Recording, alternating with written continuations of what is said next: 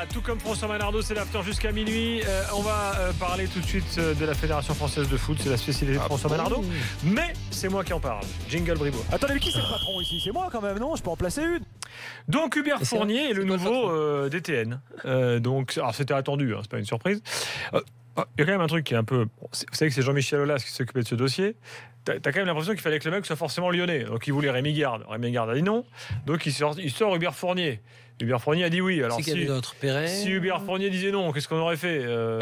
Florian Maurice, Bernard Lacombe, Raymond Domenech, Lyonnais. Raymond Domenech, je pense pas que ce soit possible. Genesio, mais c'est quand même. Au début de l'after, vous parliez de Guingamp et de son système clanique breton là. Ouais. Là, c'est quand même étonnant. Donc je sais pas. Pourquoi forcément à Lyonnais? En tout cas, c'est Hubert Fournier. Non, pour que il n'y a pas de collusion non plus. Il n'y a pas de conflit. Et Le Gret et Eulas soient contents. Hubert Fournier. Peut-être. Sans doute. Alors, c'est bien résumé. Ça, c'était mon petit. Après tout, moi, Hubert Fournier, j'ai rien contre Hubert Fournier, pourquoi pas. Il faut donner sa chance au produit, voilà. Gilbert. Mais maintenant, que va-t-il faire? C'est ça, mon interrogation. Moi, je veux qu'il nous présente son projet. Moi, j'attends Hubert Fournier dans l'after ou ailleurs. Voilà, dis-nous, quel est le cap? Quel est l'objectif? C'est quoi le projet? Moi, j'ai listé un certain nombre de choses. Qu'est-ce qu'on va faire dans la formation des joueurs?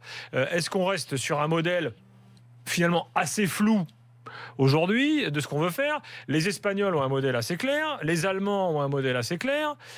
Quel est le modèle français aujourd'hui? Pour toi, le modèle français. Quel est le modèle français? Depuis que Gérard Rouillet quel est le style de jeu que la DTN veut mettre en place et comment on va former ces joueurs pour s'adapter à ce style de jeu? C'est quoi pour l'instant?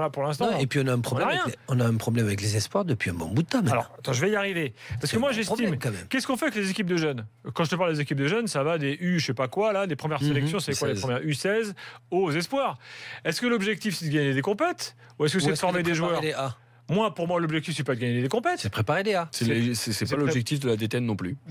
Faut le dire, faut l'expliquer, parce que tous les matchs qu'on voit les gamins là, quand tu entends les entraîneurs, eux ils sont là pour gagner. Batelli et compagnie, ils étaient là pour gagner, les mecs. Sur ça, ils vont jamais te dire, nous on n'est pas là pour gagner. Les résultats, mais dites-le. Il faut que ce soit clair, que les choses soient dites, écrites, conceptualisées, afin de pouvoir communiquer dessus. C'est pas fait, ça. Moi, j'attends de Fournier qu'il fasse ça. Formation des entraîneurs. Qu'est-ce qu'on fait? On garde les mêmes? On garde Guy Lacombe? Qu'est-ce qu'on veut faire dans la formation des entraîneurs? Aujourd'hui, il y a de plus en plus d'entraîneurs étrangers en France. Est-ce qu'on s'inspire de ce qui se fait ailleurs? Est-ce qu'on reste sur un espèce de modèle français qui, semble-t-il, arrive un peu à bout de souffle aujourd'hui? Les mecs, ils sont tous en bout de course. On a du mal à avoir une nouvelle génération. Il y a quelques gars, mais pas trop. Donc, qu'est-ce qu'on fait? Là aussi, moi, j'attends qu'Hubert Fournier nous explique quel est son objectif. Après, autre dossier, les binationaux. Oula. Vas-y. Non, mais c'est un dossier sensible, tu le sais. Oui, Hubert Fournier détermine la stratégie et surtout rend-la publique. Qu'est-ce qu'on fait avec les binationaux? Qu'est-ce qu'on fait avec des gamins qui ont 15 ans, qui peuvent peut-être jouer pour une autre sélection quand ils arrivent à 18 ans? Est-ce qu'on dit... Moi j'aimerais... mon souhait serait qu'on dise, écoutez, on vous forme. Ici, vous êtes formé par la Fédération Française de Football, quand vous êtes à Clairefontaine, dans les autres centres de préformation, etc. Mais... si à 18 ans, vous ne voulez plus jouer pour nous, écoutez, c'est votre liberté, c'est votre choix, mais nous, on vous aura formé et ça fait partie aussi de notre mission de service de vous former. Moi, c'est quelque chose qui ne me dérange absolument pas. Après, on peut ouvrir le débat. D'autres peuvent dire, non, c'est con, il est pas normal. 23h48. Je sais bien. Écoute, on pourra le refaire demain. Je suis là. On va continuer demain. Le problème des binationaux, ça restera toujours... Mais il est tranché, le problème des binationaux. Mais juste, moi, je développe mon avis. Mais je t'écoute. Quelle que soit la stratégie, donnez-la nous. Faites les choses publiquement.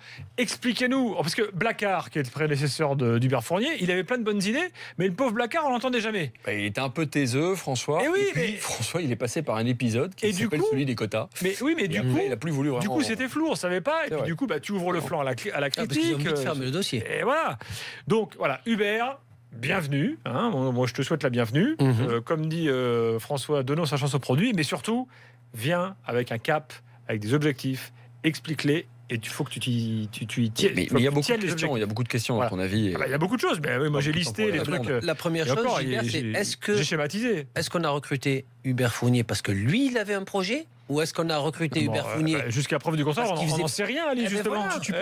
Tu peux pas arriver à la DTN avec un projet. Avec un projet qui englobe toute la formation. Parce que c'est un chantier tellement énorme entre les garçons et les filles. Très Les élargi. sélections U16 jusqu'aux espoirs. Et puis, tu n'arrives pas avec une copie blanche. Ce que va Tu as un récupérer- héritage, évidemment. Voilà, On est bien va d'accord. récupérer Hubert Fournier. Ouais. C'est le travail qui a été piloté par Gérard Rouillet puis François Blacquart, parce qu'il y a eu un vrai virage de prix au moment où Gérard Rouillet a été nommé, en 2007, si ma mémoire est bonne. Et le travail qu'a effectué François Blacquart avec ses collègues a permis à la France d'être toujours dans le trio de tête européen avec les Espagnols et les Allemands. Un peu troisième, En un peu termes de deuxième, résultats. parfois premier. En termes de classement, on parle oui, de en projet. termes de Mais classement. vas-y, sur quoi ce classement? Projet. Sur les résultats. Sur ces résultats, effectivement. Mais en même temps, on Maintenant, s'en fout des résultats, déjà. Alors, maintenant, tu as parlé de style de jeu. Contrairement à l'Espagne, surtout, dans la formation française, il n'y a pas comme ambition première de former les sélections de jeunes à un style de jeu à la française. On est plus dans une démarche, peut-être que ça nous correspond à nous, Français, de former du bon joueur, du très bon joueur. On a complètement revu la copie entre le mec costaud que tu mettais devant ou derrière pour gagner les matchs. Aujourd'hui, on s'est plus préoccupé sur les 7 dernières années sur le bagage technique. Et on a, c'est l'affaire aussi des quotas, hein, qui a mis ça en lumière. On a arrêté avec les costauds. Donc, on est quand même sur une individualisation de la performance. Pas collectif. Pas comme l'Espagne, voire comme l'Allemagne.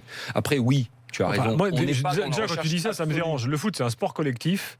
Je sais pas. c'est- mais le si- style de jeu dans des sélections que tu regroupes. Le foot, c'est un une sport fois co et à tous la les fédé, 2 on travaille mois. sur l'individu. Non, une fois tous les mois et demi, tu donnes un bagage collectif à un joueur et après, entre le moment où il finit sa préformation, il va aller en centre de formation, il va aller en centre de formation dans un club, tu vas pas toujours avoir une homogénéité sur ce que tu vas faire à Lyon, ce que tu vas faire à Rennes, ce que tu vas faire dans un autre centre de formation. Contrairement à des clubs espagnols qui, au niveau professionnel, quel que soit le club quasiment, ont une identité de jeu. Bah oui, mais Pour regarde les un- résultats qu'ils Mais ont. En France, on n'a pas ça. Regarde on la n'a pas ça qualité depuis qu'ils des lustres. développent et les résultats qu'ils ont. Donc Il y a aussi c'est une d'eux qualité dont en il faut France. s'inspirer. Il y a aussi une qualité en France, elle est plus individualisée. Ben peut-être qu'en fait, ce que veut dire Gilbert, et moi je serais beaucoup plus d'accord dans cela, c'est que ces fameuses individualités qui veulent jouer dans le haut niveau et qui sont récupérées en équipe de France doivent avoir cette capacité d'intelligence à rentrer dans le moule collectif qui est censé avoir comme projet de jeu la France, c'est-à-dire de U16 jusqu'aux espoirs. Il doit y avoir une façon de jouer de cette fameuse équipe de Exactement. France qui continue en A, et ces joueurs, soi-disant, qui sont bons et intelligents en même temps, doivent s'incorporer assez facilement dans ce projet de jeu qui suivent plus ou moins la lettre. C'est ce que faisaient les Hollandais. J'en Moi, parle moi, avec moi, Ronald et Franck de Boer. Ils le faisaient à un certain temps, aussi bien chez les jeunes qu'en équipe nationale, et ils avaient pratiquement cette même façon de jouer. Attention, là tu parles de l'Ajax, Oui. de l'école néerlandaise, parce Et de que les l'équipe deux que tu as nationale. cités. L'école de l'Ajax, c'est le 4-3-3 depuis des lustres que tu joues en poussin Ouais, jusqu'en mais c'est pas pro. qu'un positionnement. Quand tu hein. passes C'est- PSV c'est ou une façon Feyenoord, de jouer. Tu sais, exactement, Et c'est tu sais que l'animation, des- c'est pas que oui, le mais c'est pour ça, positionnement. et Le que des positionnement, fois- c'est des la fois- base, après c'est l'animation. des fois, qui compte. Franck nous faisait même l'entraînement. mais là, Je me c'est rappelle un au club, Qatar, Ali. Franck de Boer. Non, mais c'est pas ça. Et dans la façon de travailler avec son frère jumeau, il y avait une façon de travailler qui était super intéressante. Mais moi- Ou que si tu suis exactement. Pourquoi pas Ça peut aller loin. Juste finis sur- d'aller dans ton sens et de Ah, dire moi, attendez, j'attends, on va changer quelque j'espère chose, que on va ça- adopter une même façon de jouer. Je précise ma pensée sur les binationaux parce que je reçois beaucoup de messages du coup qui me disent Alors, moi, ouais, ça, je vais expliquer une chose après. très franchement, les binationaux, en fait, c'est pas un problème pour moi. Il n'y a, Exactement. pas de problème de binationaux. En C'est fait. un choix. Parce que- de toute non, mais façon. c'est un choix, mais au fond, Il y a un problème financier, mais c'est au fond, Non, un au fond, petit problème. les joueurs qui sont formés en France, qui ont été formés, qui sont passés par la fédération et tout, mais t'en as quasiment pas perdu. Non. Qui t'a Parce que perdu les meilleurs, ils restent où? En France. Complètement. Bah, voilà. Donc c'est pour ça ceux qu'il faut. qui ne sont pas Donc c'est pris. pour ça qu'il faut expliquer et libérer Exactement. totalement le choix. en disant, Dire mais les qu'il y a gars, pas de il y a problème pas de binationaux. Il n'y a, voilà, il y a aucun problème. Jamais été. Je vais vous Voilà. rafraîchir la mémoire.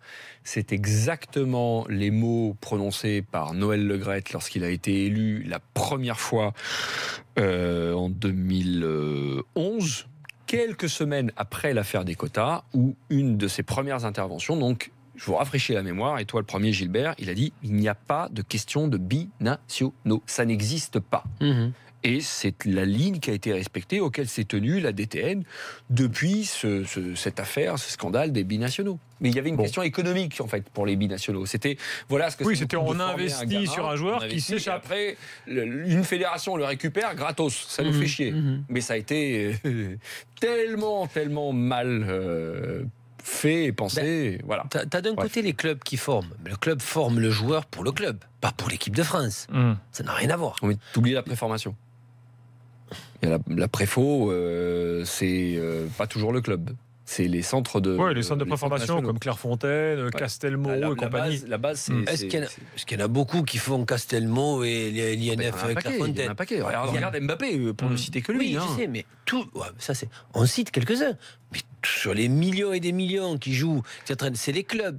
C'est clair. Écoute, on reprendra du théâtre demain soir. Ali sera pas là, mais on pourra reprendre le débat avec éventuellement d'autres thématiques. Mais voilà, moi j'attends que Hubert Fournier, pour résumer, vienne t'exprimer, fixe un cap, explique, complètement, pédagogie sur tous les dossiers. Est-ce qu'on aura un projet? Ça, je sais faire savoir, c'est du savoir-faire.